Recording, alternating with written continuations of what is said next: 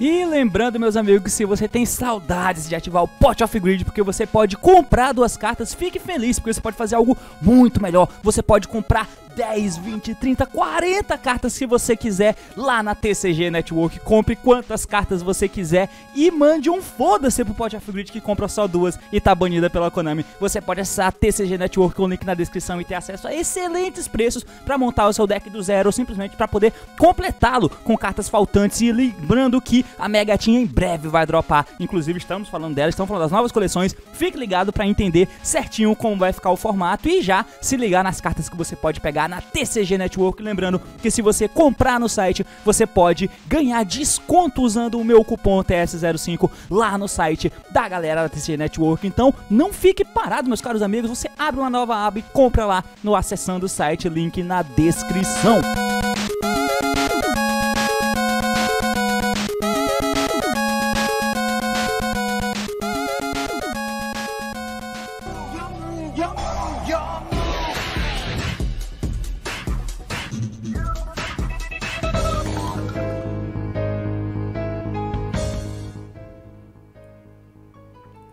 Fala aí galera, eu soltei e eu não me lembrava que tinham tantas cartas boas em tantos decks ruins. E bem, meus amigos, estou aqui para trazer a terceira parte dessa sériezinha que eu tô falando sobre cartas absurdas, completamente fora de controles, em decks completamente horrorosos, na verdade, no mínimo decks ruins. No mínimo são cartas extremamente boas que eu queria muito que tivesse no meu deck favorito, mas não tem, só tem em decks ruins. A ideia dessa série é trazer justamente, resgatar esse tipo de coisa, né, de cartas que são absurdamente absurdas, mas que praticamente não tem aplicação por estarem inseridas em decks muito fora do radar, que são no mínimo, pra dizer muito, um forfanzinho. Então, o assunto de hoje é esse, lembrando que já tem outras partes desse vídeo que você pode ver nessa playlist aqui, onde já fiz a parte 1 e a parte 2, e agora a gente vai estar dando prosseguimento nessas cartas, claro, sem repetir as cartas que já foram citadas nos outros vídeos. Lembrando um detalhe muito importante sobre essa sériezinha aqui é que você pode achar, por exemplo, o Needle Fiber é uma carta que pode entrar aqui, já que ele é do arquétipo dos Crystron. Por exemplo, a Anaconda, que é do arquétipo dos Predaplant. Mas eu não vou falar dessas cartas, porque elas estão inseridas em decks do competitivo. Então, por mais que elas sejam cartas absurdas de arquétipos ruins, elas não foram criadas com o objetivo de elevar o deck ruim. Elas foram criadas com o objetivo de serem cartas genéricas. O nome que ela tem na carta, no texto dela lá, no título no nome da carta, é simplesmente porque, mano, não sei nem porquê. Eles lançaram no Link Drains, tinha que ter o nome de algum arquétipo, eles colocaram de um arquétipo ruim só pra poder, sei lá pra quê. Pra dizer, olha, dei suporte pra Crystron. Mas na verdade o Needle Fiber não é suporte pra Crystron, é pra todo mundo que tenha Tanner na Engine. Então, basicamente, é por isso que eu não vou falar desse tipo de carta. O Electromite, o Needle Fiber, qualquer monstro nesse sentido. O assunto de hoje basicamente é isso, meus amigos, então partiu, vamos lá. Muito bem, meus amigos, então eu pedi um tempinho aqui pra você, pra eu poder tirar essa webcam aqui da frente, pra gente poder ver a webcam ali atrás. E muito bem, então aqui, como vocês podem ver, eu separei uma série de cartas que eu coloquei aqui. O Magician Souls, por exemplo, ele entra na mesma vibe do Needle Fiber, né, que eu falei agora há pouco. Apesar de ser uma carta absurdamente absurda em um deck que não é tão bom assim, que é o Dark Magician, né, pelo menos não é deck competitivo, meta, nem nada do tipo, muito longe disso, inclusive. Apesar de ser um deck assim, ele foi criado não pra ser uma carta Dark Magician, convenhamos, né. Ele foi criado pra ser exatamente aquilo que ele foi, lá no começo do ano de 2020, com o Spyro e afins. Foi pra isso que ele foi criado, logo eu não vou colocar ele aqui. Aqui embaixo a gente tem algumas menções, né, que eu coloquei aqui também, que enfim, você pode dar uma olhada depois, mas o foco principal são as cartas de cima. Eu vou tentar falar só de 10, eu não vou falar de todas elas. Muito bem, tendo isso em vista, a gente pode começar falando das cartas individualmente. Partiu!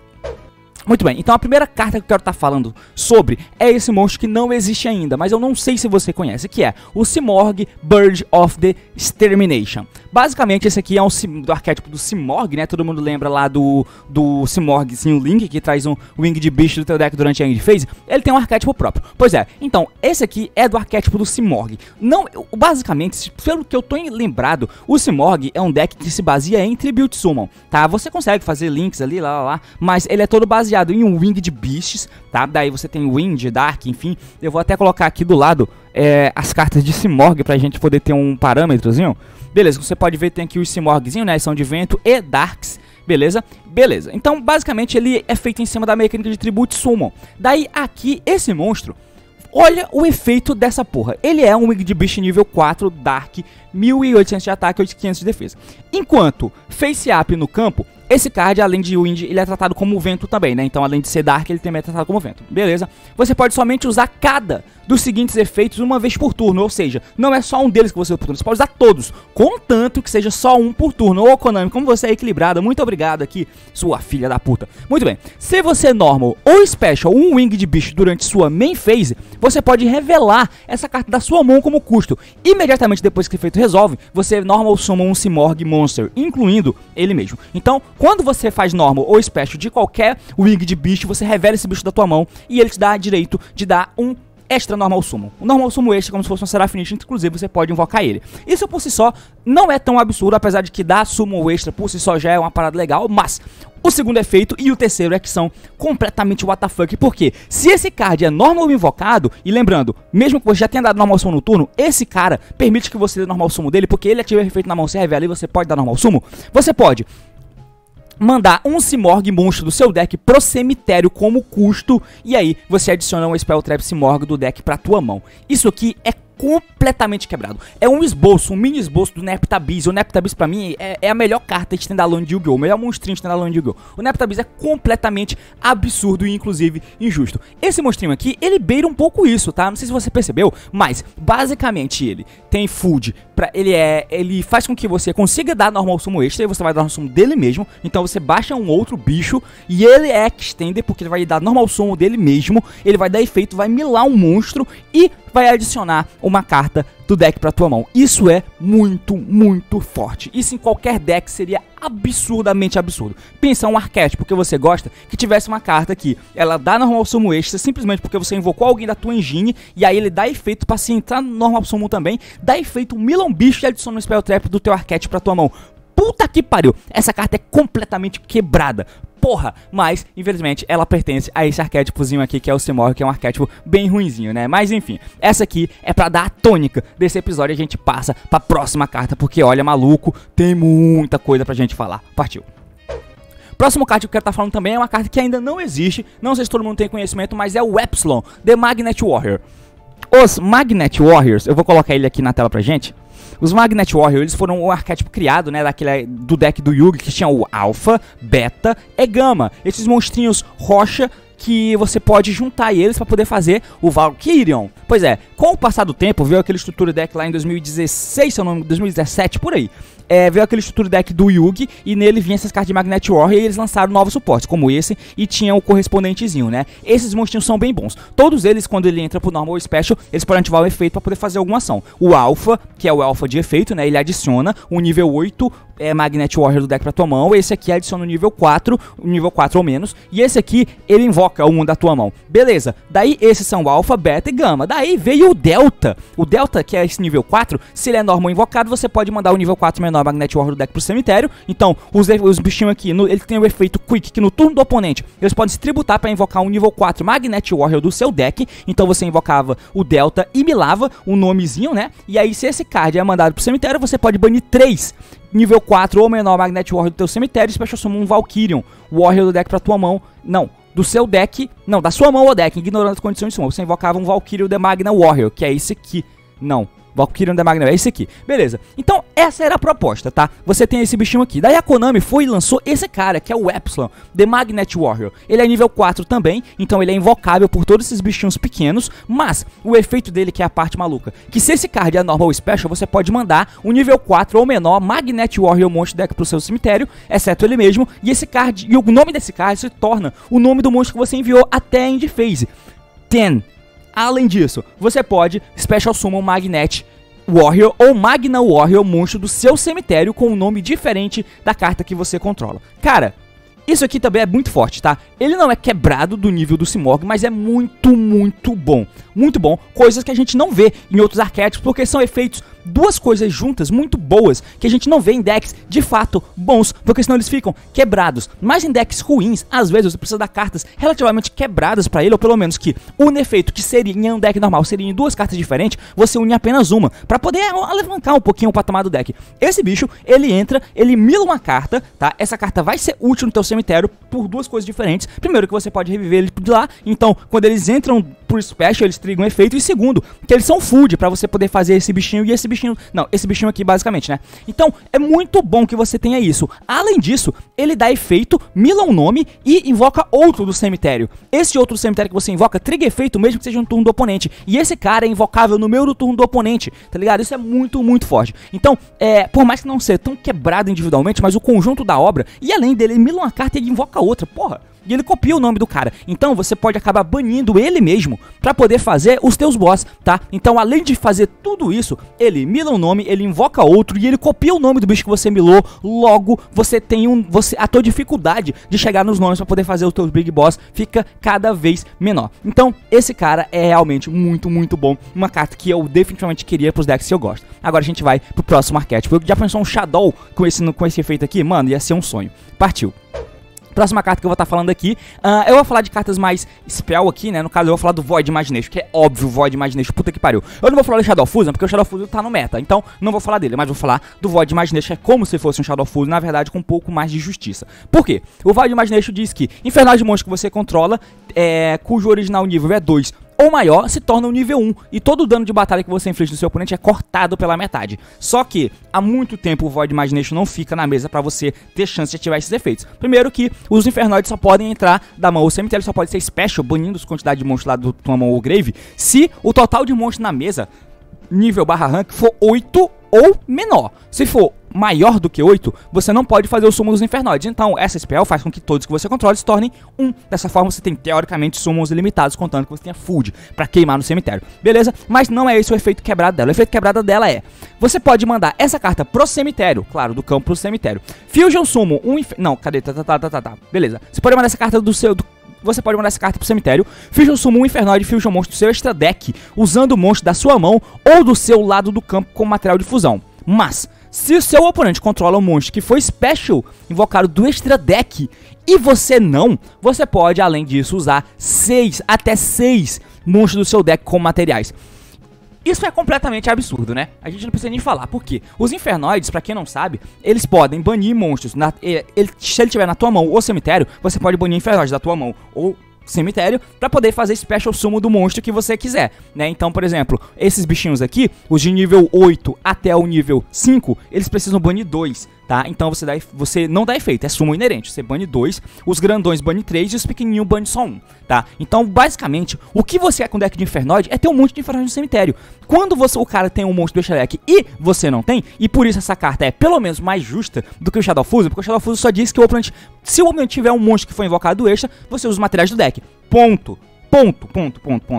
Essa aqui diz que pelo menos se o oponente tiver e você não. Ou seja, se eu já tiver uma Construct lá na mesa, mas mesmo assim o cara tiver um monstro extra, eu ainda posso usar materiais do meu deck, tá ligado? A Imagination diz que você não pode controlar pra você poder usar materiais, mas você pode mandar até 6. E aí você manda 6 nomes de infernoides. Isso é absurdo, porque tudo que você tá fazendo é colocar food no cemitério pros teus bichos que tem efeitos sim muito fortes entrarem. Esse cara, além de ser um negate ele é negate de monstro, né? Não, ele é negate de monstro. Além de ser um negate de monstro, quando ele entra, ele dá um Rap's Feather no oponente. E esse cara, quando ele pode negar uma Spell Trap, e quando ele entra, ele dá um hijack. Isso é forte pra cacete. E você coloca os food pra você sair invocando essas porra. Essa carta é quebrada. Sem falar que não é só amelar as cartas, você faz uma fusão. A fusão que você faz é o Tierra, que é um monstro que no mundo real é impossível de fazer, porque ele é feito com um Onunk, um Deviate e um ou mais Infernoides, tá? Por isso que você pode usar até 6 materiais do deck com a Imagination, porque o material da fusão é um ou mais Infernoides, não diz quantos são. E aí, quando você faz ele usando 6 materiais, você vai usar um Onunk, um Deviate, 4 nomes whatever de Infernoid, você vai, quando ele é fusion invocado, você pode aplicar os efeitos em sequência. 3. Cada jogador manda 3 cartas do topo do deck, 3 cartas do extra deck pro cemitério. Isso faz com que você tenha um Dogmática e embutido na tua engine. Então você pode milar monstros que vão fazer efeito. 5 ou mais, cada jogador manda 3 cartas do topo do deck pro cemitério. Então você vai mandar 3 monstros do teu extra deck pro cemitério que vão trigar efeito porque você usa monstro pra isso. E ainda, cada jogador vai milar 3 cartas que pode ser mais nomes de infernoides. Essa carta resolvendo, se você perder, realmente, jogo de outra coisa. Ela é completamente absurda, milar 6 nomes que vão ser invocados e fazer efeito, fazer uma fusão que vai me dar 3 Nadi. Teoricamente, né? Você vai milar 3 monstros do extra deck. E milar ainda 3 cartas pro seu deck como se fosse um Dante. Porra, se isso não é absurdo, eu não sei mais o que é. Vamos pra próxima carta, porque de novo tem muita coisa pra falar. Próxima carta que eu quero estar falando aqui é essa cartinha aqui, tá? A gente vai tentar falar de cartas mais passadas e que não seja todas muito de decks mais mainstreams. Mas essa carta aqui é o Harp's Feather Store. Ela é uma trap do deck de Arpia e essa carta aqui é, meu Deus do céu, é muito boa, muito boa, muito boa. Basicamente, as Arpias, eu vou colocar aqui, Harp. Tá. As Arpias, elas têm uma dinâmica, né, de invocar as menininhas nível 4, você consegue fazer o Synchro 8, voltar cartas do campo pra mão, a spellzinha que mata um monte de spell trap, enfim. Basicamente o deck de Arpia é isso, mas essa menina aqui, essa trap, ela é buscável e se você controla um Winged Beast Monster, até o fim desse turno, negue qualquer efeito de monstro que o oponente ativar. Não é só enquanto ele tá na mesa, é depois que ela resolve, dali em diante, todos os efeitos de monstro que o oponente ativar serão negados. Então se você controla um Winged Beast Monster, todas as Arpias são Winged Beast, e você tem essa porra setada, você ativa ela, nega o efeito do bicho que o cara ativou, né? O cara deu lá um efeito, um Normal Summon Seifert, efeito Seifert. Daí você chain essa trap. Beleza, como você tem um Winged Beast, você vai negar o efeito de todo monstro dali em diante. E qualquer efeito de monstro que o cara ativar, vai ser negado. Então você pula o turno dele teoricamente, porque qualquer efeito de qualquer lugar da mão, campo ou grave vai ser negado. Mano, que porra é essa? Que deck tem uma carta como essa? Não tem, simplesmente não tem. Essa carta é completamente absurda. Ela é muito desproporcional. Essa carta é realmente muito forte. Tudo bem, entendemos que ela é forte. Próximo detalhe, ela ainda tem mais um efeitinho aqui, que se você controla um Harp Monster, ou seja, se você está jogando com deck de Arpia, você pode ativar essa carta da sua mão. Mano, se essa carta na sua Spell Trap Zone é destruída por um card de oponente efeito, né? Você pode adicionar um Harp's Feather Duster do deck pra tua mão. Você pode adicionar um Harp's Feather Duster. Essa carta ainda adiciona Harp's Feather Duster, tá? Mas enfim, isso não é relevante. A parada é que tem uma parada no deck que tem essa cartinha aqui, o Hashtag Sign, que você pode setar ela, e aí você invoca uma Arpia, triga o campo e mata essa carta. Essa carta diz que durante a end phase, esse card está no seu cemitério, porque foi mandado da tua mão ou campo nesse turno, adicione até 3 Harp Cards com nome diferente. Enfim, você adiciona 3 cartas Arpia. Então você vai pegar follow-upzinho de monstro e vai buscar essa trap, tá? Então a trap é buscável. Você busca essa trap, tem uma Arpia na mesa. A trap, o lado ruim de buscar trap durante a end phase é que não faz sentido, porque a trap precisa ser setada. Essa trap, se você controla uma Arpia, você ativa da mão e nega todos os monstros do oponente. Isso é quebrado demais. Muito forte. Eu queria ter uma carta assim no meu deck, mas ainda bem que só tem no do Arpia, porque tem um grande apego, né? Beleza, os decks ruins podem ter coisas fortes pra ele, o que é legal. Vamos pra próxima carta, porque eu tô demorando muito pra falar de cada carta.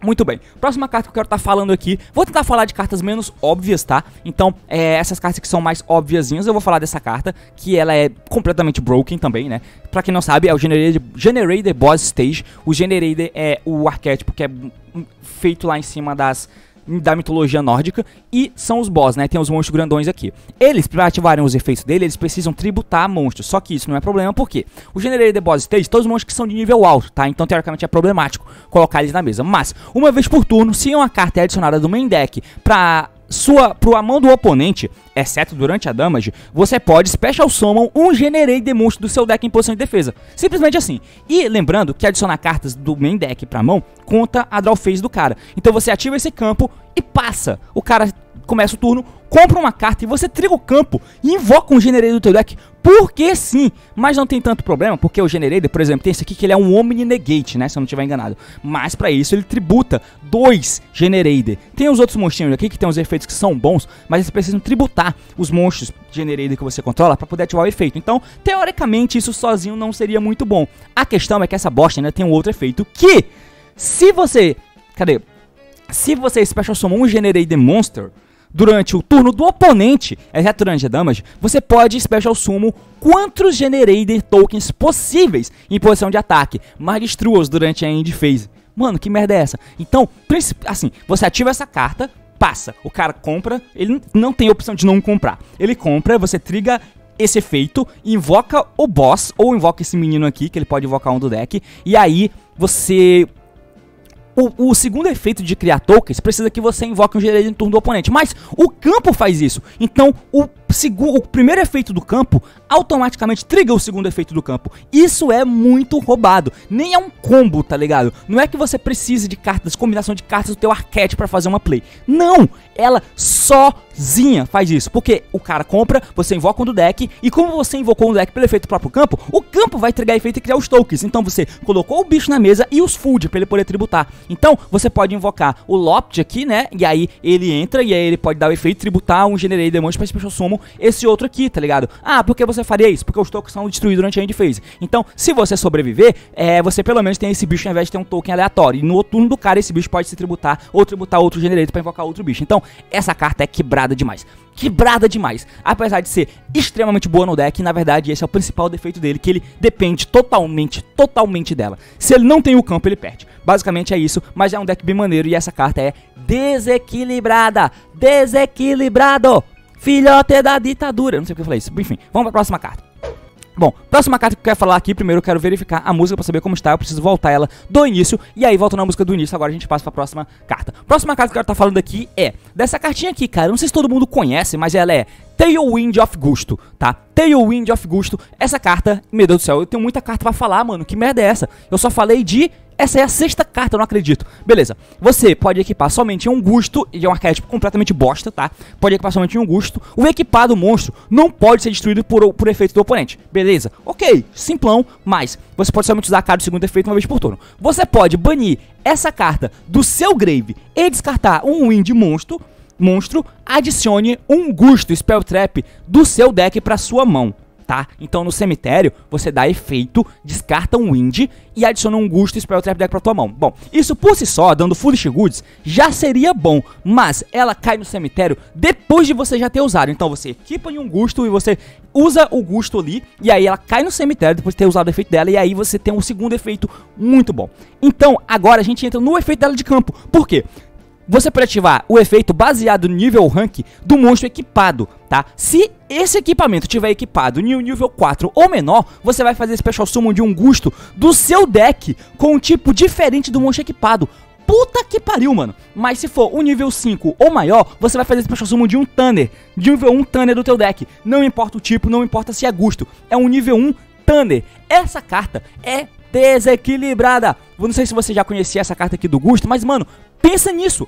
Pensa nisso, você tem a porra de um equipamento que você coloca num bicho teu, ele não morre por efeito, então mesmo que o cara negue com um gama, ele não vai morrer, pelo menos. E você pode dar efeito dessa merda e invocar um bicho do teu deck, porque sim. E aí se você usa aquele bicho que você invocou, que o bicho que esse equipe tá equipado, o equipe cai no grave. Acabou aí, a carta ser um teleporte já era bom demais, mas ela pode dar efeito, descartar um Wind e adicionar uma Spell Trap do teu arquétipo do deck pra tua mão. Caralho! Que porra é essa? Imagina essa spell no Virtual World, cara. Mano, ia ser quebrado demais. Essa carta é muito boa. Muito boa mesmo, tá? Então, essa aqui eu não sei se todo mundo conhecia. Eu acho que é uma carta mais oculta, mas tá aí. A Tailwind of Gusto. Partiu. Próxima carta, transição. Próxima carta, eu vou falar de carta do extra agora, eu vou falar do DDD Abyss King Gilgamesh. O Gilgamesh é o link de DDD, que ele é muito legal, ele é feito só com monstros, 2DD monstros, e só o deck de DDD pode usar ele. Depois que você usa o efeito dele, você fica locado em DDD, ou seja, é a carta perfeita. Pra mim, esse é o design de carta do Yu-Gi-Oh! Que eu sonho todos os dias durante a noite quando eu durmo, tá? É isso que eu quero. Se esse card é special, você pode ativar esse efeito. Lembrando, se ele é special, não é se ele é link invocado. Então, como o DDD tem a dinâmica de sair invocando os bichos do cemitério, você pode, se o Genghis invoca esse bicho, no outro turno, lá depois do que ele foi enviado pra lá, você pode ativar o efeito de novo, porque se ele é special, pode ativar esse efeito. Você não pode Special Summon monstros pelo resto desse turno, exceto DD. Além disso, coloque 2 DD pêndulos monstros com nome diferente na sua Pêndulo Zone, e se fizer, tome 1000 de dano. Isso é muito bom. Você pega um deck que não tinha a capacidade de pendular e você simplesmente faz esse bicho, dá efeito e coloca 2 escalas do teu deck na Pêndulo Zone. Mano, isso é muito bom. Muito bom. Ah, mas o DDD não pendula. Não tem problema. O DDD é um deck completamente estranho, né? O DDD, no caso, ele não precisa necessariamente pendular. Apesar de que se você pendular vai ser bom, mas você não precisa necessariamente pendular. Por quê? Você coloca escalas que tem efeitos por si só. Vai chegar esse cara aqui, que o efeito dele na escala, você pode escolher qualquer número de Dark Contract card que você controla, destrua-os. E se fizer, você chama esse cara da sua Pêndulo Zone e incremente ou decremente o nível dele. Beleza, não precisava estar na escala, é uma escala 4, mas ele é um extender, tá ligado? Então, basicamente, o que esse bicho fez, quando coloca esse cara na escala, é invocar um DDD do teu deck, concorda? O Abyss Ragnarok. Mano, esse bicho também é doido, porque quando você faz Special no DDD, esse bicho invoca um do cemitério. Porra, é muito bom, muito bom. E aí se ele morre, ele vai pro eixo, ele volta depois, quando ele entra, ele dá efeito, invoca no cemitério. Enfim, uma caralhada de coisa. Você tem o Thomas, que pode pegar uma carta face-up do teu pêndulo face-up, do eixo e colocar na mão. Então se você usou o Kepler, Copérnico, você pega de volta de follow-up. Muito bom. Você tem esse cara aqui, que eu tenho um preconceito com ele, mas ele é escala 7+, ele é um extender, que ele pode entrar como se fosse um monstro caos, que bane 2 DDD do seu cemitério pra fazer special dele da Pêndulo Zone. E fora outra cacetada de cartas de utilidade. Isso é absurdo. Você pode colocar o Griffon não tem efeito. Você pode colocar aquele bicho que dá místico, o Otrus também, esse cara aqui. Enfim, cara, é muito bom. Esse cara é muito forte no arquétipo. Você não pode mais fazer sumo de outros bichos, porque você colocou 2 escala pêndulo. Você podia fazer um monte de coisa, mas não pode, você pode fazer DDD. O que tudo bem, porque os DDD estão ficando melhores, né? E aí, a outra coisa é que como você não pode mais fazer DDD e não é difícil usar ele como material pra alguma coisa, a menos que seja fusão, mas a fusão você vai usar ou com o Swell Slime da tua mão ou com o Necro Slime do cemitério banindo os materiais. Então a tendência é que esse bicho ficasse na mesa, tá? Porque ele não serve como material. Agora vem um suporte novo DDD que você pode colocar o Exceed por cima dele, beleza? Mas, supondo que esse cara fique na mesa, ele ainda tem um outro efeito. Se esse Link invocado card é destruído por batalha, enfim, ou por oponente efeito, enquanto tá na Monster Zone, você pode Special Summon o DDD do seu Extra Deck ou Grave em posição de defesa. Essa carta é perfeita, perfeita. Esse monstro é muito bom e ele tem um efeito muito forte. Se você não percebeu, esse efeito é absurdamente forte. Ao mesmo tempo, ele é locado no próprio arquétipo, então ele é uma carta justa. Eu acho ele justíssimo, esse monstro. É como eu queria que o Yu-Gi-Oh! Fosse. Não precisa que as cartas não sejam fortes. Ele é muito forte, mas ele é locado no próprio arquétipo, no mínimo, tá? Então é isso que eu quero. Eu queria que os arquétipos jogassem só com as cartas do arquétipo, mas a gente tá longe de viver nesse mundo. Mas o Gengar está aí como sendo mais uma carta absurda e um deck bosta. Próxima carta pra gente continuar aqui no Extra Deck, eu vou falar da Miko. Não falei de cartas banidas ainda, mas eu acho que essa merece uma menção, porque ela é extremamente quebrada. Uma carta de World Chalice que ela é feita com Tanner ou não Tanner. E essa carta deu uma dinâmica totalmente diferente no Yu-Gi-Oh!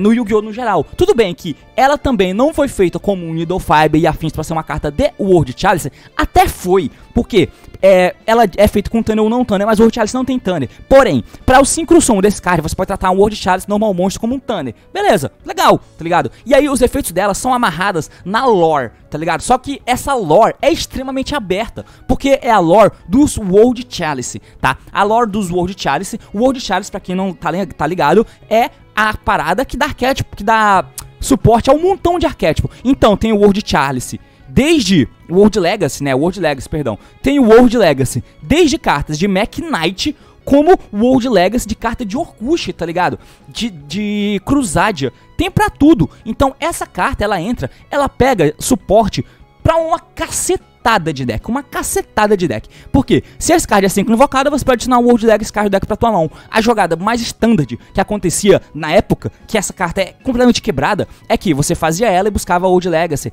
Guard Dragon. E mesmo sem precisar usar dragão pra construir jogada, você conseguia fazer jogadas de Guard Dragon. Porque, além disso, se esse 5 invocado é mandado do campo pro cemitério, você pode special um World Chalice monstro do deck ou Grave, exceto ela mesma. Então, o simples conceito da carta é absurdo. Ela entra e ativa efeito e busca uma carta, e quando ela sai e é enviada do campo pro cemitério, e cara, ela é Tanner, um Synchro Tanner. Se você coloca um bicho 3 do lado, você faz Crystal Wing. Ela é Tanner, é muito absurdo. Na época não existia Needle Fiber, tá? Porque fazer ela, depois fazer Needle Fiber, meu Deus do céu, é completamente quebrado. E depois que ela sai, ela invoca um bicho. Tudo bem que esse bicho que você invoca é um World Chalice, especificamente o World Chalice. Mas, qual que era a questão? Você fazia ela com uns bichos que eram One Card Combo. Então você colocava um dragão amarelo na mesa, tá? Então, normal summon um Draconete. Quando o Draconete é invocado, você pode invocar um nível 2 ou menor dragão, se eu não estiver enganado. Um nível 2 ou menor monstro amarelo. Daí você invocava o amarelo, fazia essa mico. Efeito da mico, adicionava o World Legacy Guardragon, ativava o World Legacy Guardragon, invocava alguém, juntava os dois, fazia um bicho. A Ibi trigava efeito. E invocava o dragãozinho, o World Chalice dragão, que entrava no campo. Linkava ele pro Elp. O dragão no cemitério, o World Chalice, que essa mico trazia, ele tem o efeito de se banir do cemitério pra invocar um monstro amarelo do cemitério. Você invocava o dragão amarelo do cemitério e usava pra fazer o piche. Pronto, full combo de Guardragon, só com essa cartinha aqui. Isso causou muito impacto no meta, mas eu só queria falar dela como uma menção aqui, porque eu acho que cabe. É absurda no deck de World Chalice, que é um deck extremamente esquecido e abandonado pela Konami. Partiu, próximo deck. Próximo deck que eu quero estar falando aqui, eu acho que eu já vou terminar, nem sei se foram 6 aqui, né, 7 e 8, tem 2 cartas ainda pra falar. Eu vou falar de uma carta que é essa aqui, que é a Charge of the Light Brigade. A Charge of the Light Brigade, ela é uma carta de um arquétipo ruim hoje, mas na época em que foi lançada, o Light Swarm era um deck muito forte, à frente do seu tempo, tá? Muito forte, em uma velocidade que até então não se via. Claro que sem a Brigade ficava chato. Quando chegou a Brigade, que era exclusivo TCG, que você pode ver no meu último podcast que eu gravei, falando sobre ela e outras cartas, isso mudou o patamar do deck e tornou o Yu-Gi-Oh! Com um nível muito acima do que a gente tinha visto até então. E por quê? Porque ela manda 3 cartas do seu deck pro cemitério, o topo das 3 cartas as 3 cartas do topo do teu deck pro cemitério como custo, e você adiciona um monstro Light Swarm do deck pra tua mão. Basicamente, o deck todo é feito em milar cartas, porque você vai ter efeitos bons no cemitério. A questão é que os Light Swarm só milavam durante a end. Essa carta milava na main phase. Tudo bem, isso já é bom, mas só por você ter uma parada de que o teu deck trabalha com miladas, e essa spell mila 3 como custo, pra então adicionar um Light Swarm monstro no teu deck, isso já é completamente quebrado, porque o teu deck trabalha com milada, essa carta mila e adiciona. Mano, isso é muito forte. São 2 efeitos muito simples, mas são pouquíssimas cartas que tem um efeito assim. Na verdade, eu nem lembro de outra. Então, isso por si só é um design quebrado, de uma carta quebrada, em um deck que hoje é ruim, que é o Light Swarm. Mas, às vezes, vale a pena você fazer um deck de Light Swarm que você vai colocar lá, mano, Raiden, Wolf e uma Lumina, no máximo. Mas você usa 3 Brigade e você quer comprar 3 Brigade, porque você vai milar um monte de coisa. E aí você adiciona o Raiden que mila mais 2. Ou você adiciona a Minerva se você milou o Light Swarm. Minerva não, né? A Lumina. Enfim. E aí você faz o deck de zumbi, de coisas Good Stuff Grave, tá ligado? Zombie Swarm, que era um deck bem popular na época também. Essa carta faz tudo. E não tem um arquétipo que mile 3 e adicione uma carta de nível 4 menor do deck pra tua mão do arquétipo. Isso é extremamente quebrado. Vamos pra próxima carta. Partiu, e essa é a última, hein? Partiu.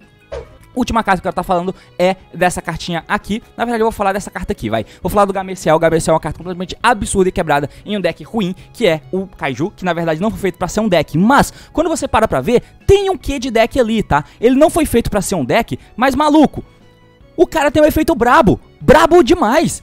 Porra! Você pode... Ele tem um efeito de Kaiju, óbvio, mas o efeito é...